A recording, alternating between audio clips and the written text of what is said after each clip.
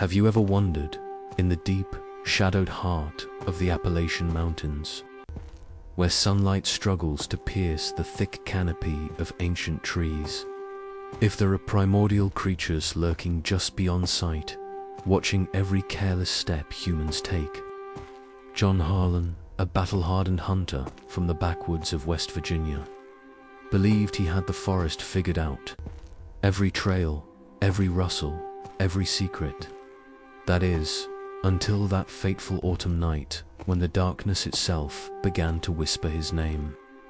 Low and insidious, like a predator's breath on the wind, John was your quintessential American outdoorsman, mid-40s, broad-shouldered from years hauling gear through rugged terrain, and scarred from a stint in the Marines during the Gulf War. He'd grown up in a ramshackle cabin on the edge of the wilderness, where his grandfather, Old Man Harlan, would spin yarns by the flickering light of a campfire. Stories of forest wraiths, elusive beings that mimicked human voices, to lure the unwary deeper into the woods. John had always scoffed at them, chalking it up to moonshine-fueled folklore. To him, the wild was a place of logic, tracks to follow, prey to track, and survival skills honed sharp as his Bowie knife. Life hadn't been kind to John lately. A bitter divorce had left him rattling around an empty house in a dying coal town, his job at the mine swallowed by automation. The forest was his sanctuary, a realm where he could reclaim some semblance of control. So, one crisp October morning in 2023, he loaded up his beat-up Ford pickup with essentials: his reliable Remington 870 shotgun, a backpack stuffed with ammo, MREs, a compact tent, and a flask of bourbon for the cold nights. He drove the winding roads into the heart of the Monongahela National Forest, leaving civilization behind in a cloud of dust. The air grew cooler as he hiked in. The leaves overhead, a riot of crimson and amber, crunching satisfyingly under his boots. By noon, he'd found a secluded spot beside a murmuring creek, its waters crystal clear and teeming with trout. Setting up camp was second nature. Pitching the tent, stacking firewood, and rigging a simple snare for small game. As the sun arced westward, John bagged a couple of rabbits with clean shots, their fur soft and warm in his hands. He skinned them efficiently, the metallic temps of blood mixing with the earthy scent of the woods. Roasting the meat over a crackling fire, he savored the solitude, the crackle of flames drowning out the distant calls of birds. For the first time in months, the knot of tension in his chest began to loosen. This was freedom, pure, unadulterated escape. But as dusk settled, like a heavy blanket, the forest seemed to awaken in subtle ways. The wind sighed through the branches, carrying faint echoes that teased the edge of hearing. John paused, fork halfway to his mouth, straining to listen. It was nothing, he told himself, just the natural symphony of the wild winding down for the night. He doused the fire with a hiss of steam, crawled into his sleeping bag, and placed the Remington within arm's reach. Sleep came fitfully, dreams laced with half-remembered tales from his grandfather's lips. Little did he know, the whispers were only the beginning. The morning after his first uneasy night, John awoke to a world shrouded in fog. The mist hung low over the creek, turning the familiar landscape into something ethereal and slightly menacing. He shook off the remnants of his fragmented dreams, visions of elongated shadows slinking between trees, and brewed a pot of coffee over the embers of last night's fire. The bitter brew steadied his nerves as he reviewed his plan for the day: push deeper into the forest, scout for bigger game like deer or even a black bear if luck favored him. Hunting wasn't just a hobby for John. It was therapy, a ritual that connected him to his roots in these ancient hills west. Virginia's Appalachian wilderness had always been his playground. Born and raised in the shadow of the mountains, John knew the land like the back of his hand, or so he thought. The Monongahela National Forest spanned over 900,000 acres of dense woodland, riddled with hidden valleys, abandoned logging trails, and forgotten coal shafts from the boom days. It was a place where history whispered through the wind. Tales of Cherokee spirits, Civil War skirmishes, and more recently, sightings of cryptids that locals swapped over beers at the Rusty Nail Tavern back in town. John had heard them all: Mothman in Point Pleasant, the Flatwoods Monster, but he prided himself on being a rational man. Science over superstition, facts over folklore. As he shouldered his pack and set off, the fog began to lift, revealing the raw beauty of the autumn woods. Towering oaks and maples formed a cathedral of color, their leaves carpeting the ground in a mosaic of rust and gold. The air was alive with the chatter of squirrels and the distant knock of a woodpecker.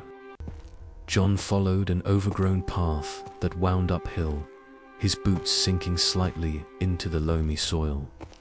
He paused occasionally to check for signs, a fresh rub on a tree trunk where a buck had scraped its antlers, or the subtle prints of a fox.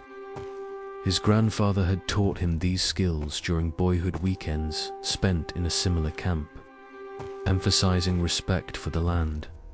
The forest gives, but it can take back, the old man would say, his voice gravelly from years of Chesterfield smokes. By midday, John crested a ridge and descended into a secluded hollow, a natural basin ringed by steep slopes. The creek here widened into a small pool, perfect for a midday rest. He unpacked his lunch and MRE from his military surplus and sat on a fallen log, scanning the surroundings through his binoculars. That's when he spotted the first anomaly, a massive footprint embedded in the mud along the water's edge. It was roughly humanoid, but elongated and splayed, easily 18 inches long, with deep impressions that suggested claws rather than toes. John knelt to examine it, his hunter's instincts kicking in. "What the hell?" he muttered, tracing the outline with his finger. It wasn't a burr too narrow at the heel end. No boot could make that shape. He pulled out his phone, snapping a few photos despite the weak signal. Gotta be a hoax, he decided, though a flicker of unease stirred in his gut. Bigfoot enthusiasts infested these parts, planting fake evidence for viral videos. Still, he noted the location in his journal, a weathered notebook where he logged kills, weather, and random thoughts. Shrugging it off, John pressed on, his path leading through thicker underbrush where briars tugged at his camo pants. The forest grew quieter here, the bird calls fading as if the animals sensed something amiss.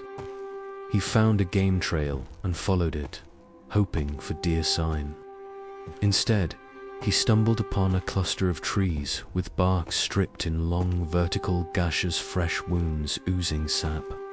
The marks were too high for a bear, easily 8 feet up, and the spacing suggested something with a wide reach. Mountain lion, maybe? John pondered aloud, though he knew cougars were rare in these parts since the early 1900s. He drew his Bowie knife, testing its edge absent-mindedly, a habit from his Marine days when vigilance meant survival. As the afternoon waned, John bagged a wild turkey with a well-placed shot, the bird's gobble cut short in a flurry of feathers. Plucking and cleaning it by the pool, he felt a surge of accomplishment.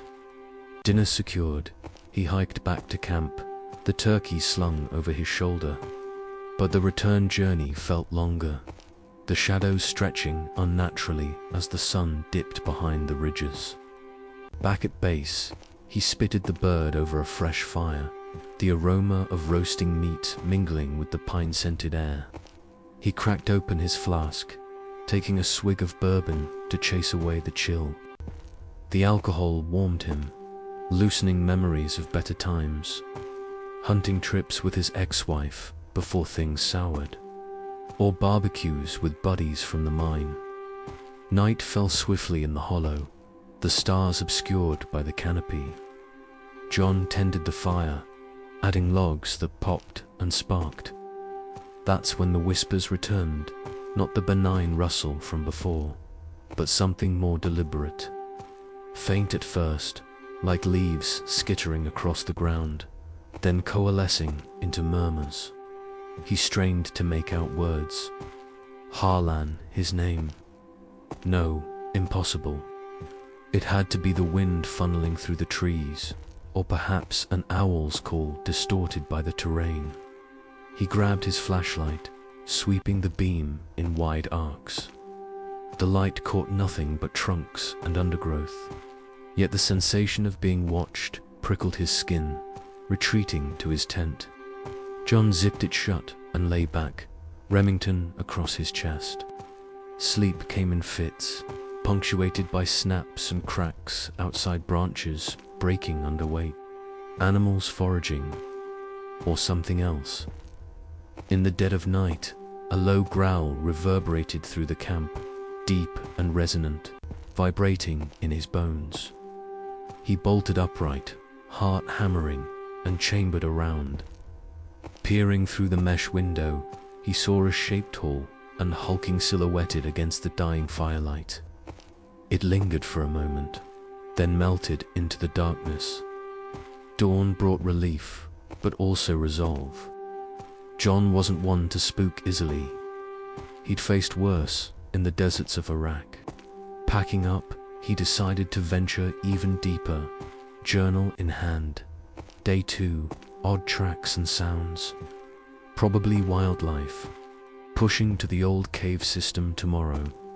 Little did he realize, the forest was just starting to reveal its secrets, and the hunt was about to turn on the hunter. Asterisk. On the dawn of his third day, John Harlan emerged from his tent with a steely determination. The fog of unease from the previous night lingering like the morning mist. He dismantled camp with mechanical efficiency, folding the tent and securing his gear as if preparing for a patrol in hostile territory. The strange footprint, the whispers, and that fleeting silhouette, they were anomalies. Sure, but nothing a rational mind couldn't explain away as tricks of the wild or exhaustion. Shake it off, soldier, he told himself, hoisting his pack and gripping the Remington like an old friend. His goal today, the ancient cave system his grandfather had spoken of in hushed tones. A place said to harbor relics from bygone eras. It would be a diversion, a chance to uncover something tangible amid the growing intangibles. Venturing northwest, John plunged into a section of the forest where the trees huddled closer, their gnarled branches interlocking to form a dim tunnel. The atmosphere thickened, infused with the pungent aroma of wet stone and fungal decay. His footsteps echoed softly on the needle-strewn ground, but the usual forest, chorus birds trilling, leaves rustling had dimmed to an oppressive hush. It felt as though the woods were observing him, holding back their inhabitants in silent anticipation. Around mid-morning, the first new oddity presented itself, a corridor of devastation where saplings and low branches had been sheared away, creating an unnatural alley through the thicket. The damage was recent, with splintered wood still fragrant and moist. John examined a broken bow, noting the ragged tears that suggested immense force far beyond what a storm or animal could muster. Logging accident. No, too isolated, he whispered, his breath visible in the chill air. He documented it with his phone, the device's beep sounding unnaturally loud, descending further into a shadowed gully. John navigated a field of mossy boulders until he reached the cave's entrance. Jagged fissure camouflaged by overhanging ivy and ferns. A dank breeze wafted out, carrying a foul odor reminiscent of spoiled meat and matted hair. Swallowing his hesitation, John activated his headlamp and stepped across the threshold, the beam cutting through the gloom like a knife. Inside, the cave unfolded into a maze of dripping tunnels and vaulted rooms, the air heavy with the drip of condensation. The floor crunched underfoot with guano and skeletal remnants, mostly small mammals, but interspersed with larger bones that hinted at bigger prey, venturing deeper. His light illuminated the petroglyphs, archaic carvings depicting elongated figures with branching antlers pursuing cowering humans across the stone canvas. One vivid tableau showed a lone hunter encircled by these beasts, his form contorted in agony. John's pulse quickened. These evoked the old tales of the Wendigo-famished spirits that drove men to madness, or the Navajo skinwalkers, tricksters who stole voices and forms. He captured images, his fingers trembling slightly on the phone. Artifacts for the museum back home, he joked inwardly, but the humor fell flat in the echoing void. A sudden scrape echoed from a side passage, rock on rock, or claw on stone. John whirled, shouting, "Who's there?" The words reverberated mockingly, unanswered. Heart racing, he retreated to the entrance, but not before spotting a glint in the dirt, a flint arrowhead, sharp and ancient. He pocketed it, a superstitious anchor in the mounting weirdness. Back in the open air, the daylight felt harsh, accusatory. John hastened toward camp, but the familiar route now twisted confusingly, forcing detours around fallen logs that hadn't been there before. Cresting a rise, he froze at the sight of the mutilated carcass, a mature buck, its body eviscerated with surgical precision. The hide was peeled back, exposing muscle and bone, but the entrails were absent, as if harvested. Gouged into the nearby soil were crude symbol circles intersected by lines, evoking the cave art. Bile rose in John's throat. This was no natural kill.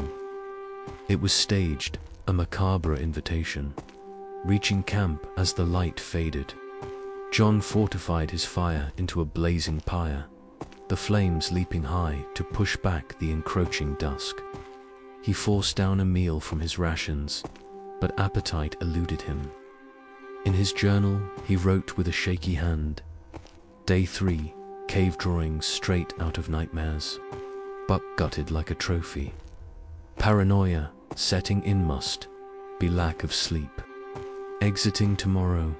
The bourbon flask provided scant comfort, its warmth fleeting. As full night cloaked the hollow, the whispers intensified. Slithering through the fire's crackle, John ... Harlan ... join ... They carried intent now, a siren call laced with malice. Then the howls erupt, guttural at first, evolving into distorted mimics of human distress, cries for help. That tugged at his instincts. John surged to his feet, blasting a slug into the canopy.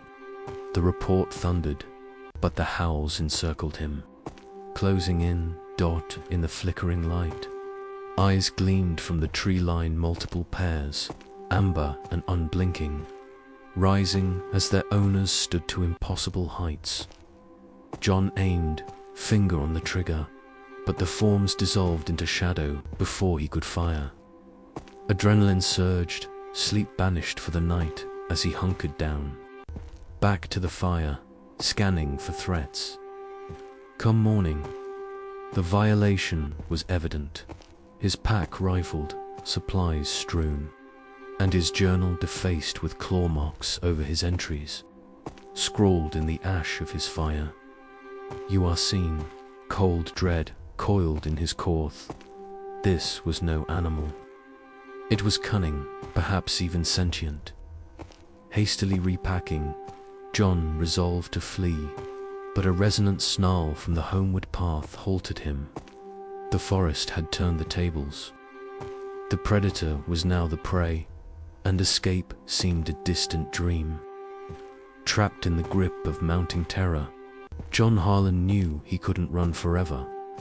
The scrawled message in the ash, "You are seen," burned in his mind like a brand, transforming his sanctuary into a snare. His military training kicked in. Assess, adapt, attack. "If it's hunting me, I'll hunt it back," he growled, voice steady despite the tremor in his hands. Abandoning the idea of immediate escape, the path home now a gauntlet of unseen threats, he decided to turn the tables. Using the cave as a potential stronghold, he would set traps, lure whatever stalked him, and end it with lead and steel. John scavenged his supplies, rigging improvised snares from paracord and branches around the camp's perimeter. He baited them with scraps of his remaining rations, the scent of jerky wafting into the woods like an invitation. For the cave, he prepared a fallback, stacking rocks for cover and positioning his flashlight to create blinding beams if needed. His journal entry was brief. Day 4, going on the offensive. "Whatever this is, it bleeds." Eyes saw that in the bear. "Come and get me." He loaded the Remington with slugs for maximum impact, the Bowie knife sharpened to a razor's edge on a whetstone. As the sun climbed, he positioned himself in a concealed thicket overlooking the camp, camouflaged by leaves and mud, waiting, watching. Hours dragged like chains. The forest unnaturally silent, save for the occasional drip of dew. John's muscles ached from stillness, but adrenaline kept him sharp. Then, as afternoon shadows lengthened, the ground vibrated a subtle tremor, like approaching footsteps too heavy for any known beast. He peered through the underbrush, breath held. From the tree line emerged the first glimpse, a hulking form, easily 8 feet tall, its body a grotesque fusion of man and monster. Grey, leathery skin stretched taut over elongated limbs, matted fur patching its torso like diseased hide. Antler-like protrusions sprouted from an elongated skull, and its eyes glowing crimson slit-scanned the camp with predatory intelligence. The stench hit next, a nauseating blend of rot and musk, turning John's stomach. But it wasn't alone. 2 more shadows detached from the woods, smaller but no less menacing, their movements synchronized like a pack. These weren't random cryptids. They moved with purpose, sniffing the air, communicating in low grunts and clicks that echoed unnervingly human. John realized with horror they were guardians, perhaps mutated by the toxic runoff from abandoned mines or cursed remnants of ancient lore. Wendigo kin, skinwalkers, slables didn't matter. They hungered, and he was the prey. The lead creature, the alpha. John dubbed it approached a snare, its claws flexing like scythes. It paused, head tilting as if sensing the trap, then smashed it aside with a casual swipe. John's heart sank. They were smart. Too smart. As the alpha rummaged through his scattered gear, tearing into the pack with glee, John took his shot. The Remington roared, the slug slamming into the beast's shoulder in a spray of dark ichor. It bellowed, a sound that shook leaves from branches, staggering but not falling. The others charged, crashing through the brush with terrifying speed. John bolted for the cave, legs pumping despite the fire in his lungs. Branches lashed his face, drawing blood, but he didn't stop. A claw raked his backpack, shredding fabric and grazing his back. Hot pain flared, but he twisted away, diving. Into the cave mouth, he rolled behind his rock barricade, firing blindly into the entrance. One shot clipped the pursuer's leg, eliciting a shriek that curdled his blood. The creatures hesitated at the threshold, wary of the confined space, their eyes piercing the gloom. "Come on, you bastards," John yelled, voice echoing. The alpha lunged first, its bulk filling the opening. He fired point blank, the slug punching through its chest. It recoiled, clutching the wound, but pressed forward, jaws unhinging to reveal rows of serrated teeth. John dodged a swipe that shattered stone, countering with his knife, slashing deep into its arm. Black blood splattered, sizzling on the cave floor like acid.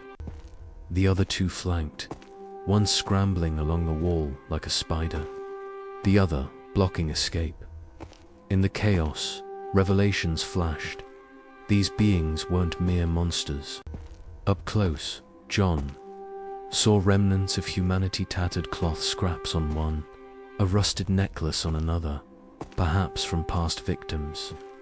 They infect or convert, he thought, recalling the petroglyphs. A claw grazed his thigh, tearing muscle. He screamed, stabbing wildly. The wounded alpha grabbed him, lifting him like a doll, its breath foul as it whispered in a rasping voice, "Hunt with us forever." Desperation fueled John's final surge. He jammed the knife into the alpha's eye, twisting until it howled and dropped him. Grabbing the Remington's barrel like a club, he bashed the nearest creature's knee, hearing bone crack. The third lunged, but he rolled aside, firing his last round into its maw. It collapsed, gurgling. The alpha, blinded and bleeding, retreated with the survivor, their forms melting into the forest's embrace. John slumped against the wall, vision blurring from blood loss. His leg was a mangled mess, back wounds burning, but he was alive for now. Bandaging as best he could with torn shirt strips, he limped out, using a branch as a crutch. The forest seemed to part for him, as if sated by the violence. Too agonizing. Days later, he staggered onto a logging road, where a passing ranger found him delirious, raving about shadow hunters that whisper your fate. Rescue came, but so did the doubts from doctors, from friends. Hallucinations, they said. Trauma from exposure. John knew better. The scars proved it, and the whispers. They lingered in his dreams, promising a return. The hunt wasn't over. It had just begun anew. In the aftermath of the brutal confrontation, John Harlan lay battered in the cave's dim recesses, his body a map of wounds and his mind a fractured mosaic of horror. The alpha's retreat had bought him time, but survival was a fragile thread. Blood seeped from the gash on his thigh, soaking his pants in sticky warmth, while his back burned from the shallow claw marks. He tore strips from his shredded jacket, binding the injuries as best he could with trembling hands. The cave air was thick with the acrid scent of the creature's ichor, mingled with his own sweat and fear. "Gotta move," he rasped, forcing himself upright on the makeshift crutch. Staying meant death, through from infection or a vengeful return. Limping into the fading light, John navigated the forest with agonizing slowness. The woods, once a familiar ally, now conspired against him. Roots snagged his feet. Branches clawed at his face like mocking echoes of the beasts. He followed the creek downstream, its gurgle a lifeline amid the disorientation. Night fell again, but the whispers had changed, subdued, almost triumphant, murmuring from within his skull rather than the wind. Hours, soon.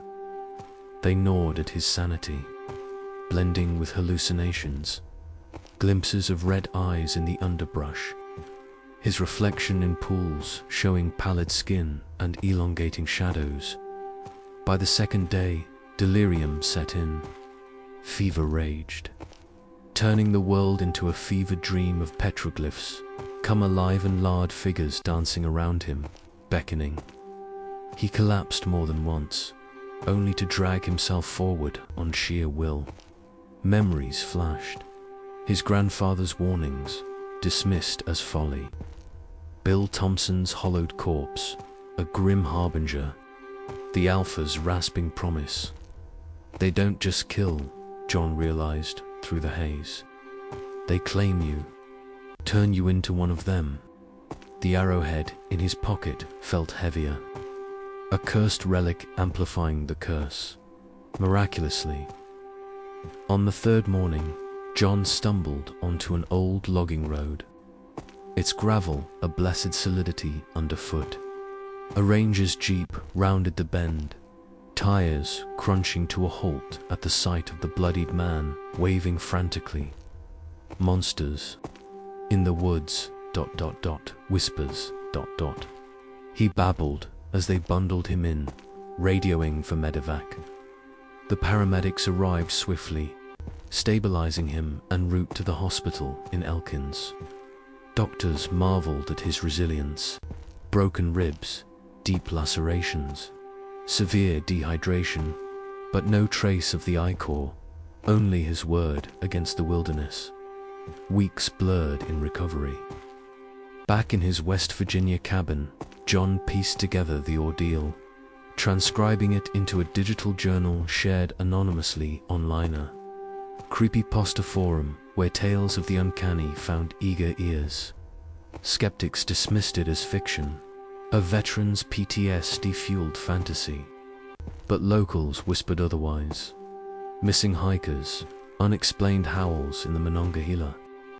John avoided the woods, sticking to town, but the changes began subtly.